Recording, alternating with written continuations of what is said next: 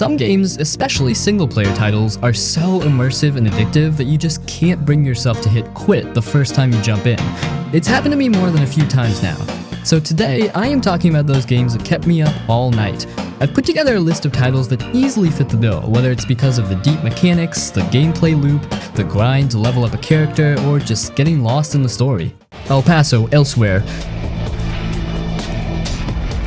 This game kind of came out of nowhere for me. It looks like some old school shooter from the early 2000s, but once I started playing, I just kept going. Like, I didn't even realize I was getting pulled in. You play as this guy named James who's trying to stop his vampire ex-girlfriend from ending the world. Yeah, it sounds ridiculous, but the game actually takes it seriously, and it works. So basically, you're running through this weird motel that keeps twisting and changing. It's not a normal place, it's like a memory, a dream, hell, not really sure. But every level, you're gunning down monsters, diving in slow motion, and listening to James talk about his past, his mistakes, and how messed up he is inside. It's got this constant voiceover while you're shooting stuff, but it's not annoying. It kind of makes the action feel more personal, like you're inside his head the whole time. The shooting feels nice, not super complex or fancy. You've got pistols, shotguns, Uzis, that kind of thing. You can dive through windows, go into slow-mo, and clear out rooms like you're in an action movie. It doesn't change much from level to level, but it never really gets boring either. You're just in the zone, clearing floor after floor, saving hostages, grabbing pills to heal, and all the while, this dude is spilling his guts about everything that went wrong in his life. The vibe's cool too. The visuals are super simple, kind of blocky, almost like PS2 graphics. What surprised me most is how real it felt. Like, yeah, you're fighting monsters and vampires and all that, but at the core, it's just about this guy dealing with heartbreak and trying to fix the damage he's done. He's not trying to be a hero, he just doesn't want to live with regret anymore, and I think that's what makes it stick. It's not perfect, but it hits different.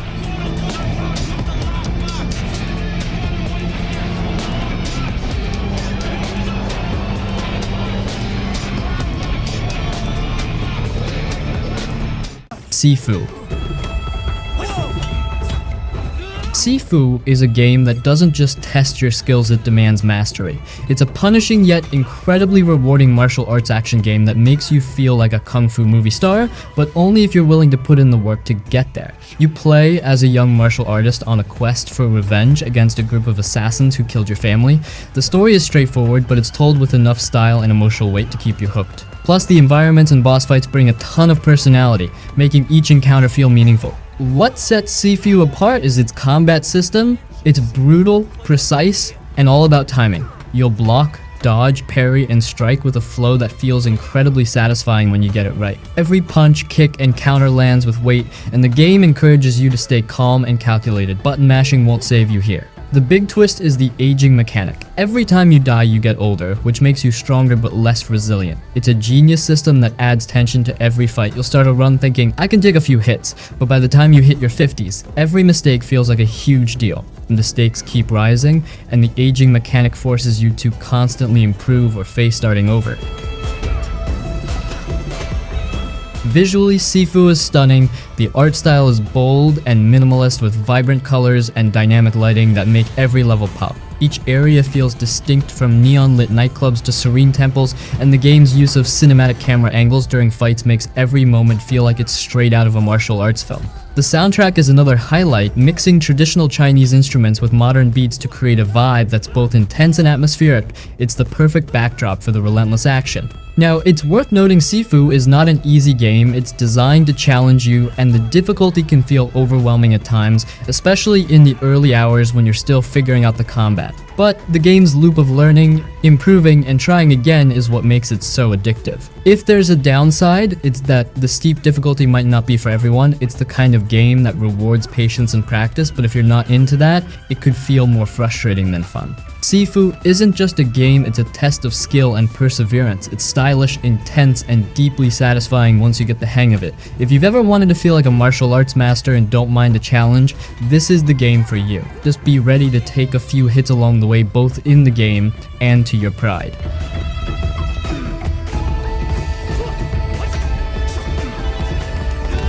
Return of the Obra Dinn.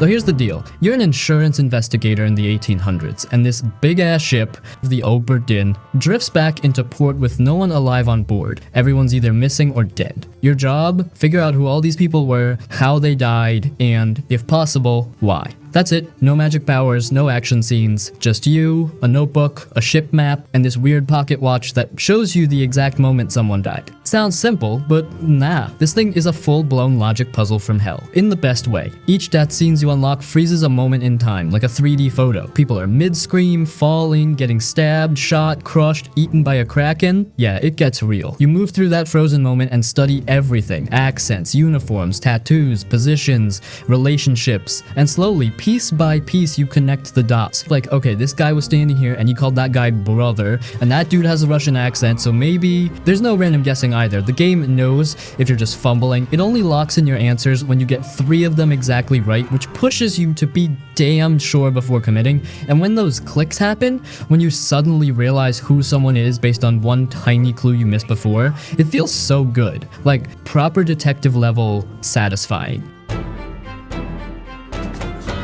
Visually, it looks like something out of a chunky old Mac screen, monochrome, pixelated, and honestly kind of ugly at first glance, but once you settle into it, that style works. It feels cold, isolated, fitting since you're basically walking through a floating tomb. It's definitely not for everyone. If you hate thinking or get bored without flashy stuff, skip it, but if you like piecing together a mystery with zero hand-holding, if you enjoy that aha moment when it all finally clicks, then this thing might honestly be one of the smartest games you'll ever play. No fluff, no BS, just brains and a boat full of secrets. Here, let me help you. What madness is this? Kingdom Come Deliverance 2.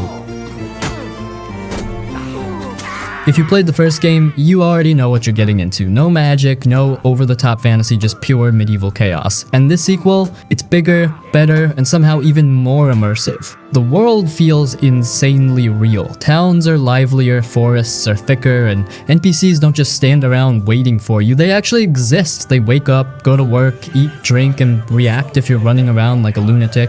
It's like stepping into an actual medieval world where people have their own problems, and you're just another guy trying to survive. Combat has been fine-tuned, and thank God for that. The first game's fighting was cool but kind of clunky, especially when dealing with multiple enemies. Now things flow better. Swordplay still requires skill, no mindless button mashing here, but attacks feel smoother, and fighting 2 or 3 guys at once doesn't feel like instant death anymore. Now we'll display your corpse on the military path. And the story, so Henry's back, and his journey picks up right where the last game left off. The writing feels even more natural, the voice acting is solid, and the quests are so much more dynamic. You can talk your way out of situations, sneak around like a thief, or just be that guy who swings first and asks questions never. And yeah, your choices actually matter. People remember what you do, and it changes how they treat you. Graphically, the game is stunning, the landscapes are ridiculously detailed, the lighting is beautiful, and everything just looks right. Sure, there's some bugs, because of course there are, but nothing that ruins the experience. Bottom line is that Kingdom Come Deliverance 2 is one of the most immersive RPGs you'll ever play. It's not for everyone, it doesn't hold your hand, and it demands patience, but if you're into deep, realistic medieval adventures where every decision counts, this game will completely take over your life. You have to fight till the bitter end.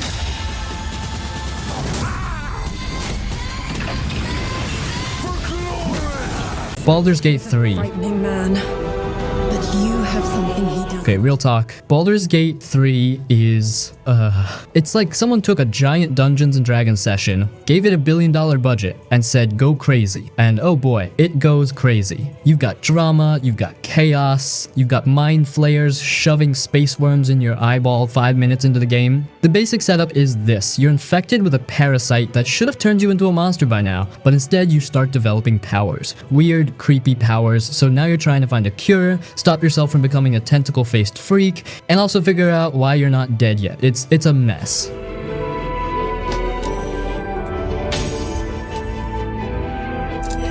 But like with most great RPGs, it's not even the main plot that makes this game so special, it's the people, the companions. These characters are just so well written. You got Asterion, sexy vampire boy with a tragic backstory who flirts with you while plotting murder. Shadowheart, the mysterious cleric with major leave me alone but also love me energy.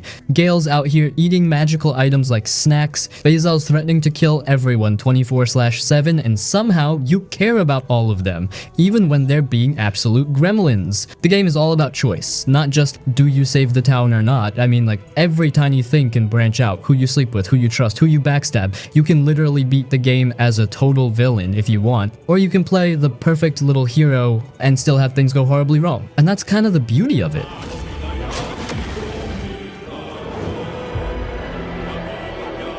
There's something super cool about how personal the story gets too. Yeah, there's a big war happening. Yeah, the fate of the world is in your hands. But at the core, it's about your journey, your party, your relationships. You start as this random infected nobody, and you end up leading armies, making gods kneel, or totally screwing everything up. Oh, and by the way, the romance in this game is, I mean, you can fall in love with vampires, devils, druids, tieflings, Githyanki warriors, basically anyone and anything. There's even a scene where a bear might hit on you. No spoilers, but yeah, it's a thing. But somehow, under all the memes and weird stuff, there's actual heart. Like, the relationships feel real. People open up, they change, they grow. And when you finally hit that perfect romantic moment with someone, it's legit emotional.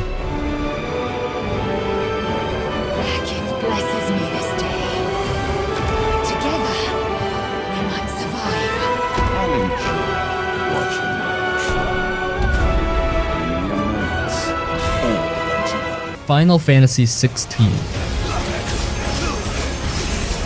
This game is a straight up roller coaster. It ditches the classic turn-based combat for full-on real-time action, and it feels incredible. If you've ever wanted Devil May Cry style combat mixed with that classic Final Fantasy magic, this is the game for you. The main protagonist has some of the most satisfying combat mechanics in the series. Switching between different abilities mid-fight is just chef's kiss. Speaking of combat, the enemies are quite big, like literal giants. The sheer scale of these kaiju style battles makes every fight feel like a cinematic event. It's like watching Godzilla, but you're in the fight, throwing massive fireballs and clashing with gods. The game goes hard on spectacle and it nails it. The game is a huge departure from the old school Final Fantasy formula. It's less of a party-based RPG and more of an action-heavy, story-driven epic. Moving on, if we talk about the storyline, then it's quite dark, like Game of Thrones level dark narrative. There's war, politics, and a ton of heartbreaking moments. If you're expecting a light-hearted, classic Final Fantasy adventure, this one's a different beast. But if you love deep lore and a well-written protagonist, you're in for a treat. Bottom line is that if you love cinematic action, epic boss fights, then Final Fantasy XVI is an absolute must-play. It has a lot of cool content in it, which is quite different from generic Final Fantasy stuff. In fact, the main protagonist is quite relatable. This dude has some of the best character arcs ever. We follow his storyline from his teenage years to when he becomes a full-fledged adult. This syncs us with him, making the overall story more personal. Honestly, the main reason to play the 16th part is because of how different and interesting it is. Classic Final Fantasy formula is modified with cinematic scale battles, decent protagonist, and the DMC level combat mixed with Dragon Ball type boss fights.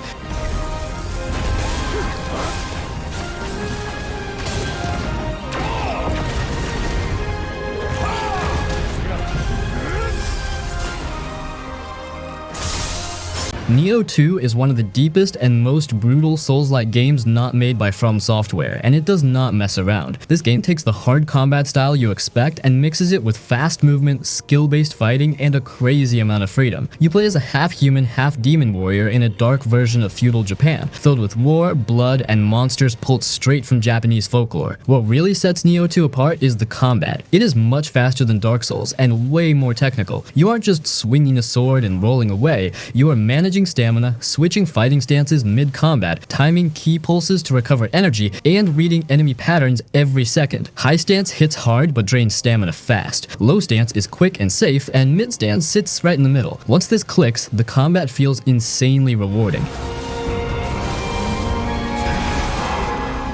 The game also adds yokai abilities, letting you steal powers from enemies and use them in battle. These abilities completely change how fights play out, and give you powerful tools to turn the tide when things get rough. On top of that, the demon shift system lets you transform into a full yokai, going wild with brutal attacks when you are backed into a corner. Boss fights are a major highlight. They are aggressive, relentless, and demand full focus. Every boss feels like a skill check, pushing you to actually learn the systems instead of brute forcing your way through. When you finally win, it feels earned in the best way possible.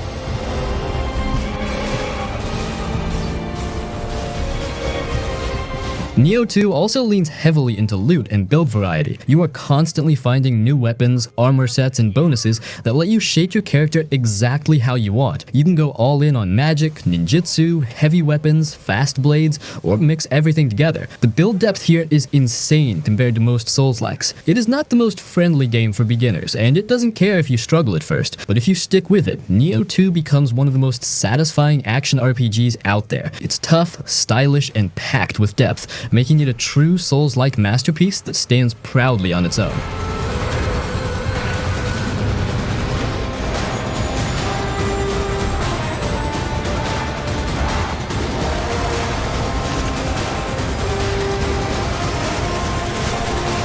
Heavy Rain. You have 5 minutes to cut off the last section. It is one of those games that pulls you in with its intense, emotionally charged story. The game is like an interactive drama where every choice you make can change the outcome, so it feels like you're really shaping the narrative. You play as a father whose son gets kidnapped by the origami killer, and you'll go through some heart-wrenching trials to save him. The origami person is basically the main enemy you need to find as he kidnaps children and drowns them. There are also other characters, and they are all somewhat related. The main enemy leaves an origami at the crime scene, so it's your job to piece together everything and finish the game. What makes the game stand out is the way it blends cinematic storytelling with gameplay. You're not just passively watching, you're making decisions in the heat of the moment that could lead to very different outcomes. Case of the origami killer.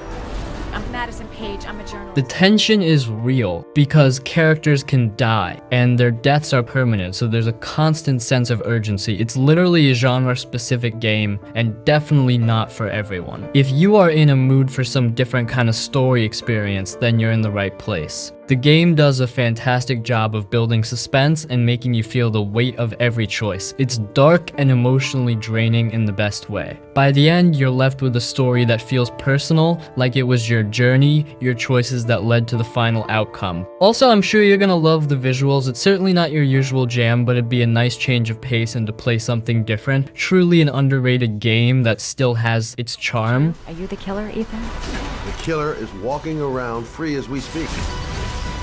Road 96 has a setup, but simple but strong. You're a teenager in a fictional country called Petria, which is basically falling apart. The government's corrupt, people are angry, and the country is heading toward an election that feels dangerous instead of hopeful. Every character you play is trying to escape and reach the border, and the road to that border is the entire game. What's important is this: you don't play one hero, you play many different teens, one after another. When one reaches the border, or dies, or gives up, the game jumps forward in time and you start again as someone else. That structure alone already makes Road 96 feel different. It's not about winning, it's about experiencing a country through broken pieces of people. Gameplay-wise, it's a mix of walking, dialogue choices, light puzzles, and small mini-games. There's no combat system, no skill trees, no loot grind. Your main tools are decisions and attitude. How you talk to people matters. Whether you're polite, angry, scared, selfish, or brave actually changes how scenes play out. Sometimes it helps you, sometimes it backfires. One of the coolest things about Road 96 is how randomized but intentional it feels. Each run pulls from a pool of scenes, characters, and events, but they're written in a way that slowly builds a bigger picture. You'll meet the same characters again and again across different teens, but in different situations and moods. Over time, you start understanding who they are,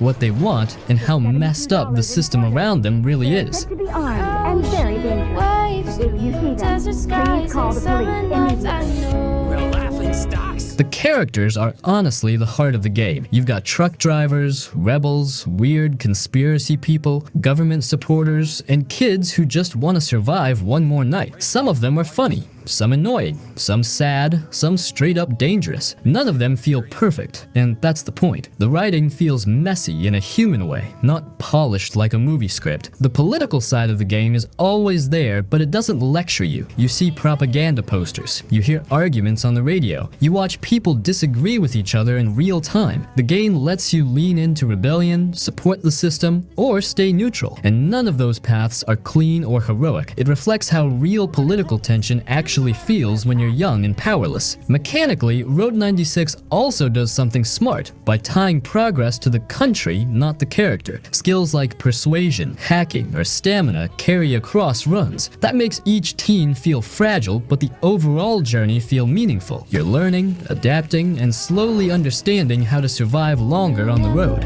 Freedom. Nothing is more important, but there are many others in Petra still looking for it.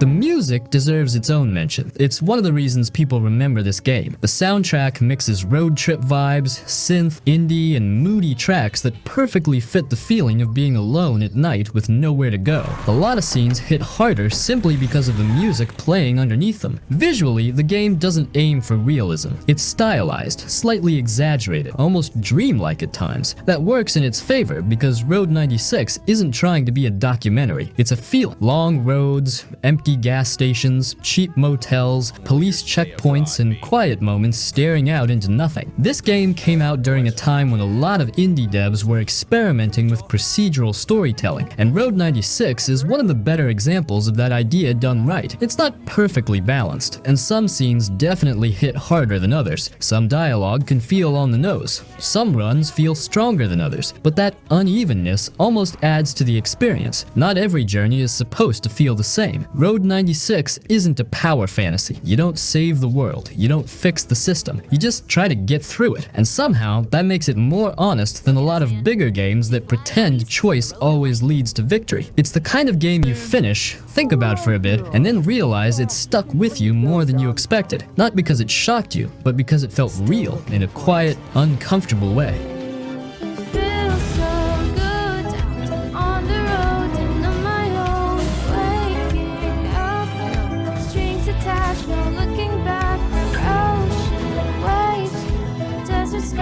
Death Stranding.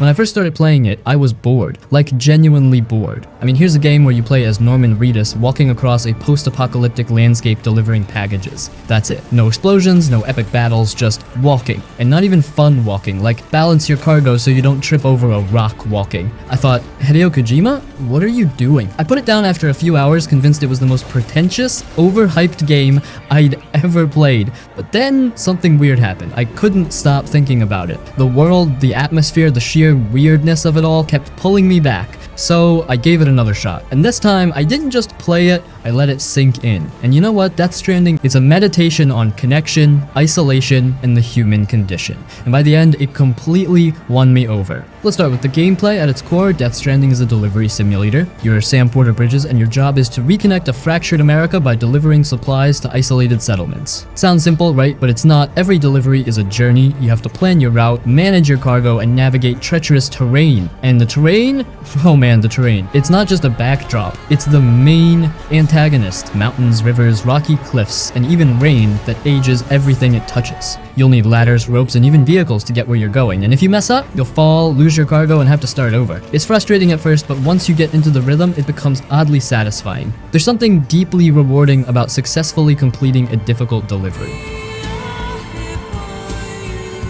Then there's the world. Death Stranding's world is hauntingly beautiful. It's desolate, eerie, and full of mystery. The landscapes are vast and empty, but they're also strangely peaceful. You'll spend hours just walking, taking in the scenery, and listening to the soundtrack, which is absolutely incredible. Low Roar's music fits the tone perfectly, creating this sense of melancholy and hope that sticks with you long after you've stopped playing. But what really sets Death Stranding apart is its themes. This is a game about connection, not just in the literal sense of reconnecting cities, but in the emotional sense of bringing people together. The game has this unique multiplayer system where you can leave supplies, build structures, and even send messages to other players. You never see them, but you feel their presence. It's a reminder that even in a world as isolated as Death Stranding's, you're not alone. And that message hit me hard, especially during the pandemic when the game first first came out, it felt timely. And the story. Oh man. It's classic Kojima, weird, convoluted, and full of metaphors. You've got BBs, bridge babies, beach things, BTs, and a villain named Higgs who might as well be a walking meme. It's a lot to take in, and at times it feels like Kojima is just making stuff up as he goes along, but beneath all the weirdness, there's a heartfelt story about loss, redemption, and the bonds that tie us together. By the end, I was emotionally drained in the best way possible. That Stranding isn't for everyone. It's slow, it's strange, and it demands patience, but if you give it a chance, it becomes something truly special. It's a game that stays with you not because of its gameplay or its graphics, but because of the way it makes you feel. If you bounced off it like I did at first, give it another shot. It might just change the way you see games, and maybe even the world.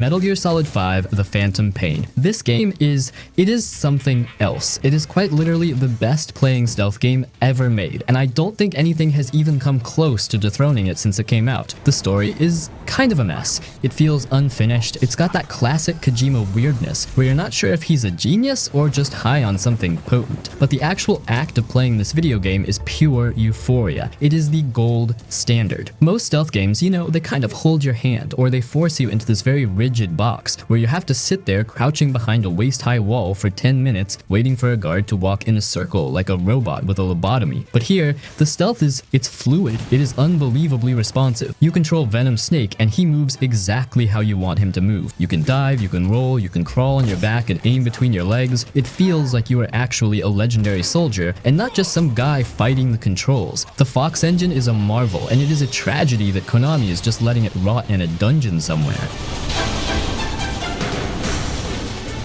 The enemy AI is also actually intelligent, which is rare. Usually in these games, the enemies are about as smart as a bag of rocks, but here they learn. They actually adapt to how you play. If you're the guy who just sits on a hill and snipes everyone in the head every single mission, the enemies are going to start wearing helmets. If you attack at night constantly, they start equipping night vision goggles and setting up more lights. It forces you to actually switch up your tactics and use the tools the game gives you. And there are so many tools. You can use a cardboard box to slide down hills. You can use your horse to poop on the road to make enemy jeeps spin out, which is a legitimate strategy by the way, or you can just use the Fulton recovery system to kidnap literally everyone.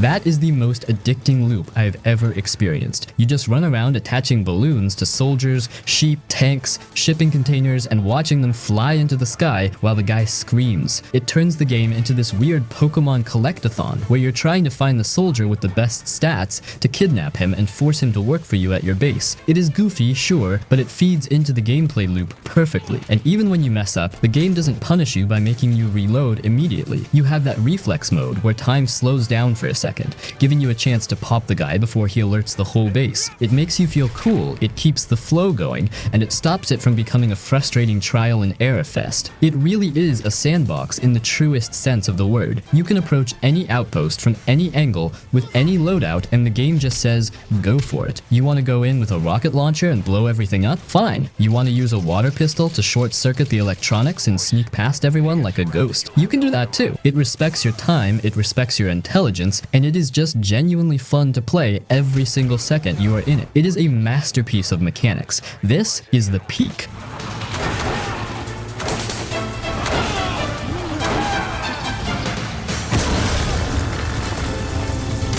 Mass Effect Legendary Edition is pretty much the gold standard for how you bring old games back without ruining them. This package includes the whole trilogy and almost all the extra content they released over the years, so the value is just ridiculous. Back when the first game came out in 2007, it was honestly kind of a mess to play because the shooting felt stiff and the inventory system was a total nightmare. But this remaster fixed a lot of that junk, so now you can actually enjoy the combat without wanting to throw your controller. The whole point here is that you create your own Commander Shepard and carry that same character through 3 massive games. The unique thing that no other game has really pulled off since is how your choices carry over across the entire trilogy. If you decide to save a specific alien race in the first game or punch a reporter in the face, it actually comes back to help or haunt you 2 games later. Running away while millions of people on Earth die. The combat evolves from a heavy RPG style in the first one to a snappy cover shooter by the second and third game. You get cool powers like lifting enemies into the air with biotics or freezing them solid, but honestly, the gameplay is just the stuff you do between the real highlights, which are the conversations. The writing is the main star here, because you build relationships with your crewmates on the Normandy ship. You talk to them after every mission and learn about their lives, and it feels genuine. It is weird to say, but you actually start missing these fictional alien people when the game is over. The ending of the third game is still kind of controversial and people hate it, but the journey to get there is totally worth it. It's a long ride, and you'll probably sink 100 hours into this easily.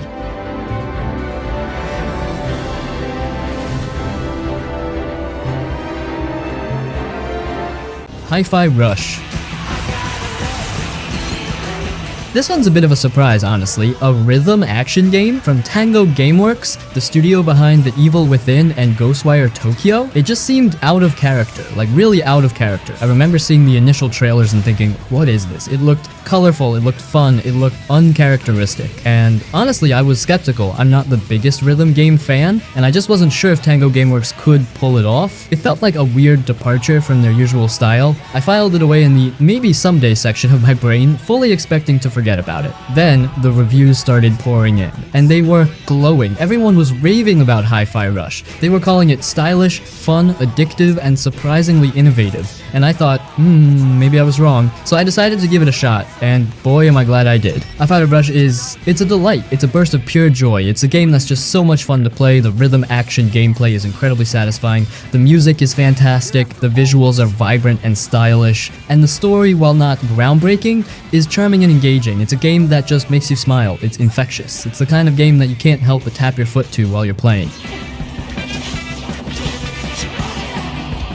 I was completely wrong about Hi-Fi Rush. I underestimated it. I thought it was going to be a weird, out-of-place experiment from Tango Gameworks, but it's actually one of their best games. It's a breath of fresh air. It's a game that proves that Tango Gameworks is capable of more than just horror. It's a game that I now recommend to everyone. It's just so much fun. It's a pure, unadulterated joy to play. It went from a game I was skeptical about to a game I absolutely adore.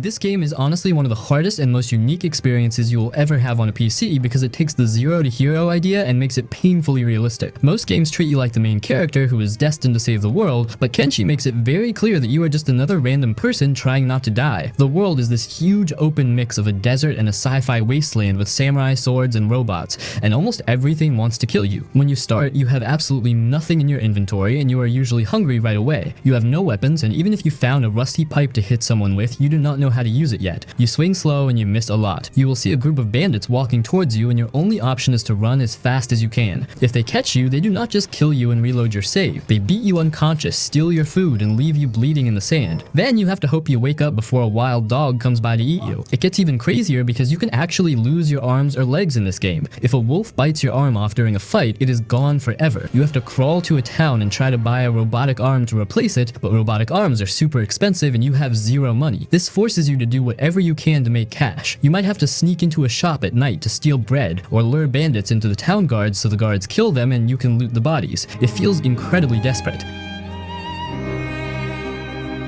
A huge part of the gameplay for a beginner is getting enslaved. There are bad factions that will just knock you out and put chains on you. Then they drag you to a stone mine and force you to work for them. You can spend hours of real time just being a slave, but this is actually a secret way to get strong because you can practice picking the lock on your cage and you get stronger by carrying heavy rocks around all day. Eventually you can break out and run away and it feels like the greatest escape movie ever. Once you finally get some money and maybe some armor, you can start recruiting other people. You find other desperate wanderers in bars and pay them to join you. Now you have a squad of weaklings instead of just one. You have to manage all their food and health too. Slowly, you start winning fights. You build a small house, then a farm, and then huge walls. After a long time, you become a major power in the world with your own town. The coolest feeling is when the bandits who used to beat you up come to your gates and your guards wipe them out in seconds. You start with absolutely nothing, not even hope, and you build an entire empire from the dirt.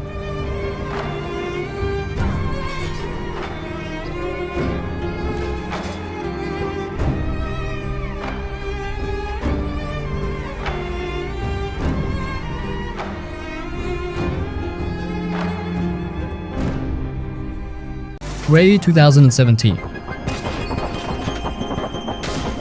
Oh man, Prey is one of those games where if you vibe with it, you're gonna get completely sucked in within the first hour. Like, no joke, I booted this thing up just to check it out, and suddenly 3 hours had passed. It's got that kind of pull. Now, if you've never played it, Prey is a sci-fi immersive sim. Think BioShock, but in space, with a whole lot of paranoia and mystery thrown in. You wake up on this slick, futuristic space station Talos 1, and everything seems kinda normal until, well, it's absolutely not. The game throws you into this crazy, mind-bending situation where you start questioning everything, and that's what makes Prey so damn addicting. Right away, it hooks you with that mystery. Then there's the gameplay. It's got that Arcane Studios magic, where you're given all these cool tools and freedom to figure things out in your own way. You're not just running down hallways shooting aliens. This game makes you think. Do you sneak around? Do you turn into a coffee mug to avoid enemies? Yeah, that's a real thing, and it's as fun as it sounds. The Typhon, these terrifying black inky alien creatures, can mimic objects, so you'll constantly be second guessing whether that chair in the corner is actually a chair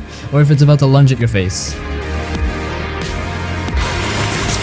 And then you hit that moment, the one that seals the deal. You unlock some alien abilities, suddenly you're zipping around like a sci-fi wizard, and the game just opens up. You start seeing all these hidden paths and creative ways to get past obstacles, and that's when the addiction kicks in. You're like, wait, what if I use this power here? Or what if I stack these objects to climb up there? Next thing you know, it's 4 AM and you've accidentally played for 7 hours straight. If you love games that make you feel smart, let you experiment, and throw you into a world that feels like a puzzle box just waiting to be cracked open, Prey is an absolute must. It doesn't hold your hand, it doesn't spoon feed you solutions, and that's what makes it so damn satisfying. It's got that perfect mix of tension, exploration, and holy crap, did I just pull that off moments. It might start slow for some, but once you're in, you're in. Prey is the kind of game where you sit down for just one more objective, and suddenly the sun is rising, you've been warned.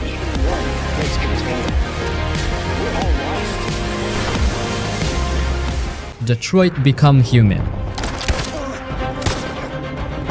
Detroit Become Human is a game where your choices change everything. It's like an interactive movie, but you control the story. There's no right or wrong way to play, you just make decisions and the game reacts. Every little thing you do can change what happens next, and that makes it super exciting. The story takes place in the future, where robots called androids are everywhere. People use them for work, cleaning, and taking care of things, but something is happening. Some of these androids start to feel emotions. They don't just follow orders anymore. Some want freedom, some want to help humans, some don't know what to do, and you get to control 3 of them. The game is all about decisions. What you say, what you do, who you trust, it all changes the story. Characters can live or die because of your choices, and even tiny actions can affect how things end. You never know what's coming next, and that makes the game feel so real.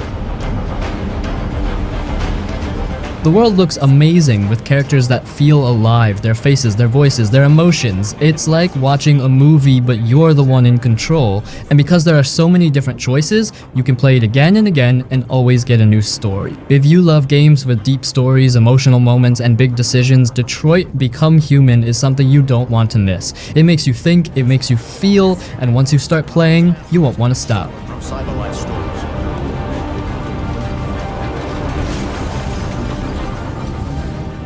Witcher 3. The land of love and wine.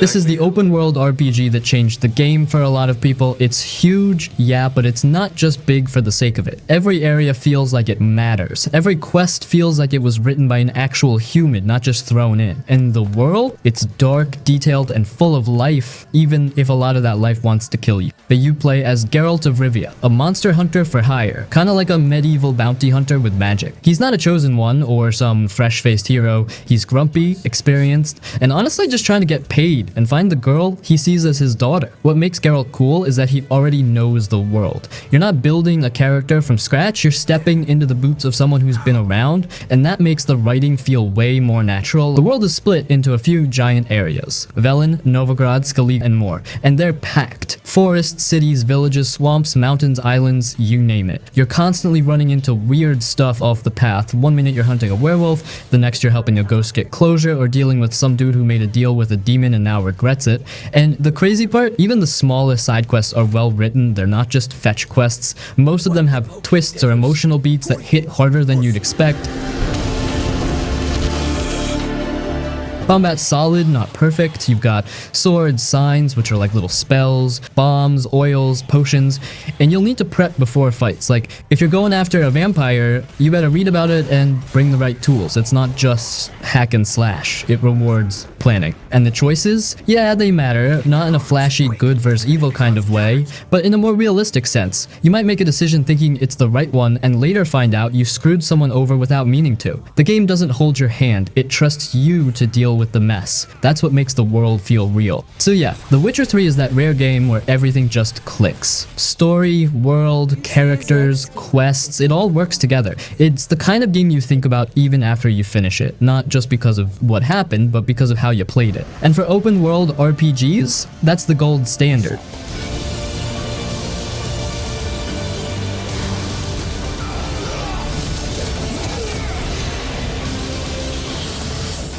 Uncharted Series.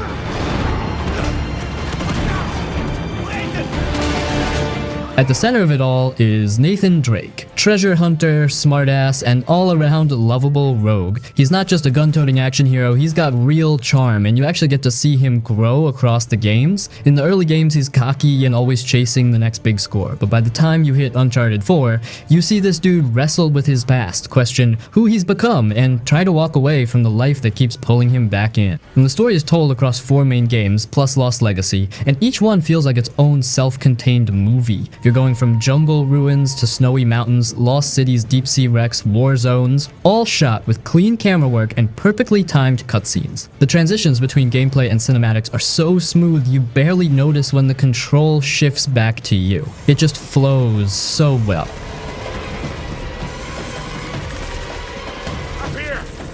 And the set pieces? Legendary. A crumbling building in Nepal, a plane falling out of the sky, a train fight on a moving mountain railway, driving through muddy streets while buildings explode around you. Every game has at least 3 or 4 moments that feel like they were made for the big screen. And the fact that you're not just watching these scenes, you're in them, makes it all feel even more intense.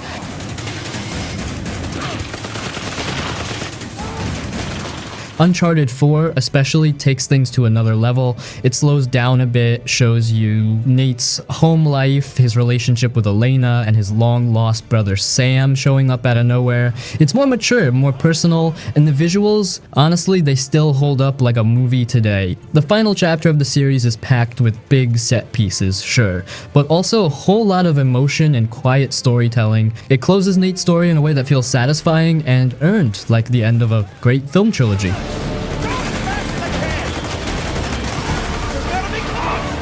And let's not forget Lost Legacy. Chloe and Nadine's adventure is shorter, but it still has everything that makes Uncharted great. Incredible scenery, smooth pacing, funny character dynamics, and more wild action moments than most games can dream of.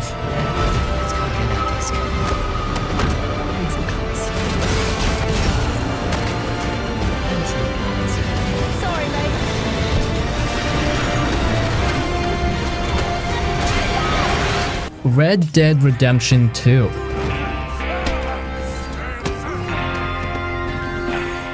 Now we're talking cinema with a cowboy hat, because Red Dead Redemption 2 is honestly one of the most cinematic, emotional, and straight up beautiful games ever made. This isn't just a Western themed open world game, it's a slow burning, heartbreaking, character driven movie that you get to live in. Rockstar didn't just make a game here, they made a full on experience packed with drama, insane visuals, and a story that sticks with you long after it's over. You play as Arthur Morgan, an outlaw trying to survive while his gang slowly falls apart. And the thing is, Arthur's not just some video game cowboy, he feels real. He's tough, loyal, flawed, and thoughtful in a quiet way. You're riding with him through his whole journey, watching him question the life he's living, watching his loyalty get tested, and depending on how you play, watching him try to be a better man before it's too late. It hits hard, especially toward the end. Honestly, it's one of the best written characters ever in a game.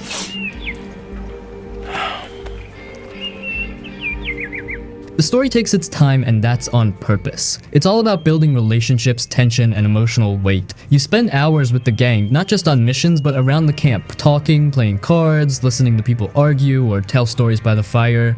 It's like living inside a long, detailed HBO drama with layers of storytelling and big, powerful moments. And the cinematography here is absolutely next level. Rockstar really leaned into that movie look. You've got slow pans across mountains during sunset, close-ups during featuring emotional cutscenes and wide shots of Arthur riding alone through the snow. The animations are super detailed, and everything from how characters walk to how they sit on their horse feels smooth and natural. It's honestly crazy how much effort they put into the little thing. I'm worried my path is coming to an end, Mr. Swanson.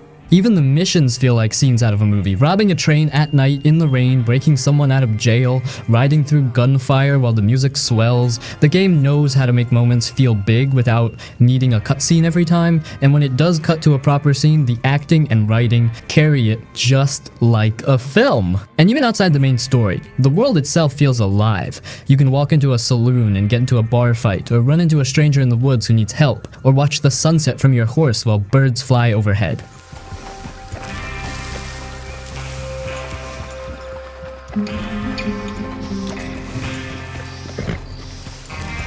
Red Faction Guerrilla.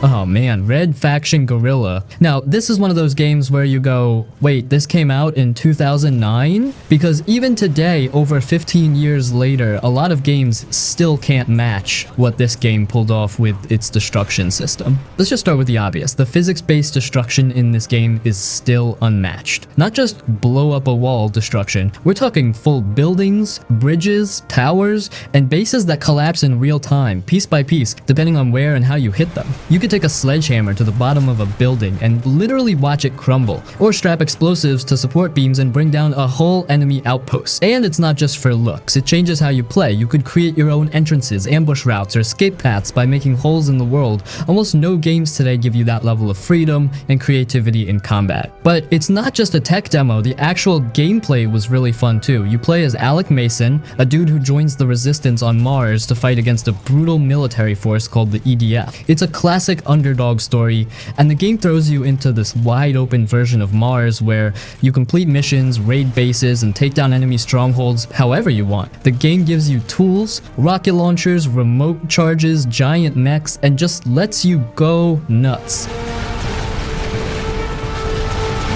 And there's something really satisfying about that simple gameplay loop. Drive to an enemy base, cause chaos, bring down a giant tower with a few well-placed charges, get out before reinforcements arrive, repeat. It never gets old because the destruction is dynamic, not scripted. Every building collapse feels different. Every mission plays out a little differently depending on how you go about it. The tone is also kind of refreshing. It's not super dark or overly serious, but it's not a total joke either. It sits somewhere in the middle, kind of like those mid-2000s action movies that were just fun to watch. The game doesn't waste your time with deep political plots or long speeches. It just drops you into the fight and says, here's a hammer, go break stuff. It's kind of wild when you think about it. With all the power in modern consoles and PCs, we still haven't seen another game push destruction the way Red Faction Guerrilla did.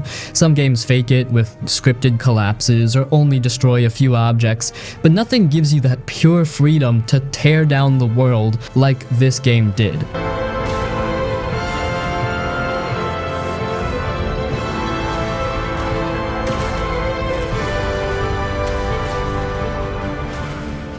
It is arguably the greatest stealth sandbox ever created, and I don't see that lately. Most stealth games are all about hiding in the shadows, waiting for a guard to turn around so you can scurry past them like a rat in a restaurant's kitchen. But Hitman is different. It's social stealth. You aren't hiding in a cardboard box, you're hiding in plain sight wearing a flamingo mascot suit while attending a high-stakes race car event. It turns murder into a puzzle, and it is weirdly wholesome in its creativity, which says a lot about me, I guess. The sheer volume of content here is staggering. It's like they took 3 full games, mashed them together, and said, here, go nuts. And the stealth mechanics are just, they are perfect for this type of game. It's not about twitch reflexes or being a ninja, it's about patience and being a manipulative psychopath. You walk into a room, you see a target, and you have about 50 different ways to take them out. You can shoot them, sure, but that's boring, that's vanilla. Why shoot them when you can loosen a chandelier, poison their drink with rat poison so they go to the bathroom and then drown them in the toilet, or replace their exploding golf ball with a real one? The game encourages you to be the most creative Grim Reaper possible. Don't hesitate for your fingers.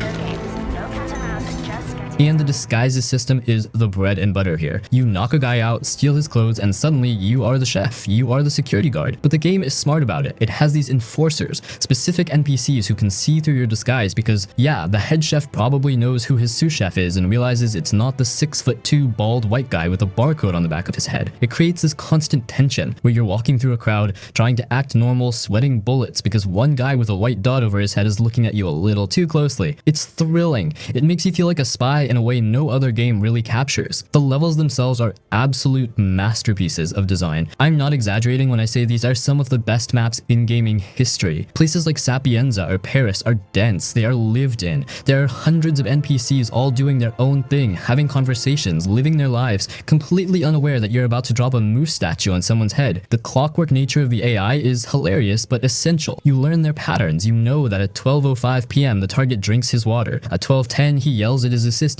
It allows you to set up these Rube Goldberg machines of death that are just so satisfying to pull off. And when things go wrong, and they will go wrong because you're a goober, the chaos is fantastic. Throwing a homing briefcase at a guy's head while running away in a clown chute is peak gaming.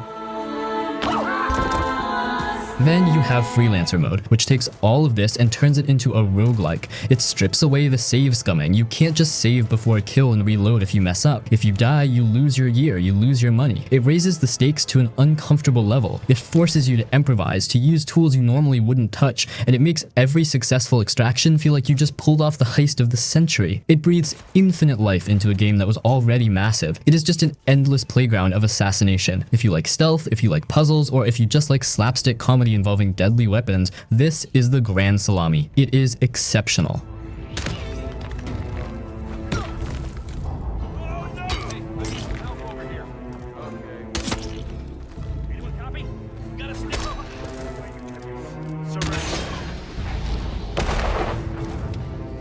Outer Wilds. Alright, let's dive into Outer Wilds, a game you definitely need to play before you die. Developed by Mobius Digital and released in 2019, this game is a unique blend of exploration and mystery. You play as an astronaut exploring a tiny solar system stuck in a 22-minute time loop. Imagine waking up, popping into your spaceship, and blasting off to explore different planets. Each one is filled with its own secrets and wonders. The graphics are charming and give you a real sense of adventure. The story in Outer Wilds is revealed through your exploration. There's no hand holding you learn by doing and discovering. You're trying to uncover the mystery behind the time loop and what happened to an ancient alien civilization. The game's writing is fantastic, making every new piece of information feel rewarding and intriguing. Gameplay is all about exploration and puzzle solving. You fly your spaceship, walk around planets, and use tools like a signal scope and a translation device. The controls are intuitive, and the physics of flying your ship are realistic, making every landing and takeoff feel satisfying. What makes Outer Wilds so special is the sense of wonder and discovery. Every time loop you learn something new, bringing you closer to solving the big mystery. The game encourages curiosity and experimentation, making each playthrough feel fresh and exciting. For me, playing Outer Wilds is like being a kid again, exploring a new world and uncovering its secrets. The story is deeply engaging and the exploration is incredibly rewarding. It's a game that makes you think and feel, leaving a lasting impression. If you haven't played Outer Wilds yet, you're in for a treat. It's a must-play for anyone who loves exploration, mystery, and a great story. Trust me, this game will take you on an unforgettable journey.